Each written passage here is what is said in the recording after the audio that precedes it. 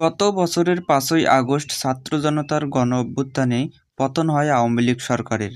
দেশ ছেড়ে ভারতে আশ্রয় নেন দলটির সভাপতি শেখ হাসিনা। দলের শীর্ষ নেতারাও পলাতক, কিছু নেতা আছেন কারাগারে।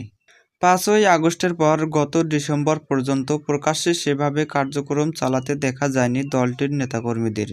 কর্মসূচি ঘোষণা দিয়েও তা পালন করতে ব্যর্থ হয়েছে আওয়ামী লীগ। তবে এ বছরের শুরু থেকে ধীরে ধীরে মিছিল শুরু করেছে আওয়ামী লীগের নেতাকর্মীরা। হঠাৎ মিছিল করে তারা আবার নিরাপদ আশ্রয় খুঁজে নিচ্ছেন তারা। আওয়ামী লীগের ভেরিফাইড ফেসবুক পেজে দেওয়া ভিডিওগুলো দেখে বোঝা যাচ্ছে, আগের তুলনায় আওয়ামী লীগের মিছিলে নেতাকর্মীদের অংশগ্রহণও বেড়েছে। রাজধানীর বিভিন্ন এলাকায় ব্যানার নিয়ে, মোটরসাইকেল নিয়ে বিক্ষোভ মিছিল করছে তারা।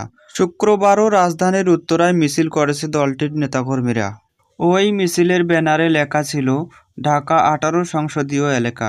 মিছিল থেকে অধ্যাপক মোহাম্মদ ইউনূসের নেতৃত্বাধীন অন্তর্বর্তী সরকারের পদত্যাগ দাবি করা হয়। বিক্ষোভ মিছিলটির ৩ মিনিটের একটি ভিডিও প্রকাশ করেছে আওয়ামী লীগ।